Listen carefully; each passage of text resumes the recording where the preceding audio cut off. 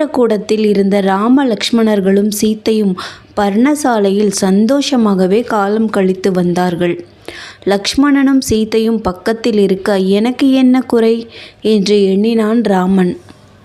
மலையின் கம்பீரமும் வனத்தின் அழகும் பட்சிகளின் மதுரமான பாட்டும் விளையாட்டும் அவன் உள்ளத்தை கவர்ந்தன. ஊரையும் உறவினரையும் விட்டு பிரிந்த துக்கத்தை ஒருவாறு மறந்தான். சீதா, அதோ பறவைகள் விளையாடுவதைப் பார், மலைப்பாறைகளைப் பார், அவற்றில் தாதுக்கள் நீலமும் மஞ்சளும் சிவப்புமாக எப்படி மின்னுகின்றன. வனத்தில் செடிகளையும் கொடிகளையும் பார், புஷ்பங்களைப் பார். நாம் என்னவோ எண்ணினோம், இந்த வனவாசம் எவ்வளவு மகிழ்ச்சியாயிருக்கிறது. என்னை போன்ற பாக்கியவான் யார்? இந்த மகிழ்ச்சி ஒரு பக்கம், தந்தையின் ஆணையை நிறைவேற்றும் பெரிய லாபம் ஒரு பக்கம். தந்தைக்கு செலுத்த வேண்டிய கடமையை செய்து தீர்ப்பதோடு தம்பி பரதனுக்கு ராஜ்யத்தை கொடுக்கும் மகிழ்ச்சியையும் அடைந்தேன். இவ்வாறு சொல்லிக்கொண்டே ராமன் தன் துக்கத்தை அகற்றியும் சீதைக்கு உற்சாகம் உண்டாக்கியும் பிரதிஜையை நிறைவேற்றி வந்தான். மலையில் இருந்து சில சமயம் சீத்தையுடன் மந்தாகினி ஆற்றுக்கு போவான். அங்கே இருவரும் ஸ்நானம் செய்வார்கள். நதியின் அழகை அனுபவிப்பார்கள்.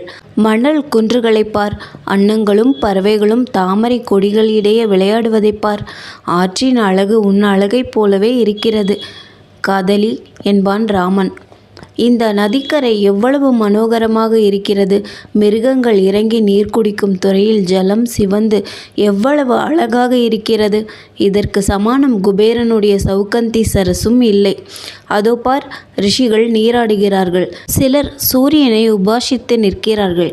புஷ்பங்கள் மரங்களில் நின்று நீரில் விழுவதைப் பார். அதோ முத்துக்களை வாரி எறிவது போல் மந்தாகினி துள்ளி குதித்து விளையாடி வரும் அழகைப் பார்.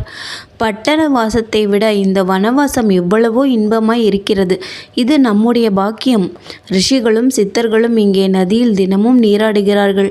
இந்த காட்சி நமக்கு நகரத்தில் கிடைக்குமா? இந்த மலையே நம்முடைய அயோத்தி. கூட்டம் கூட்டமாக பறக்கும் இந்த பட்சிகளும் வன விலங்குகளுமே நம் பிரஜைகள். இந்த மந்தாகினியே நம்முடைய சரையூ நதி. லக்ஷ்மணனும் நீயும் என்னுடன் இருக்கும் பொழுது வேறு என்ன வேண்டும்?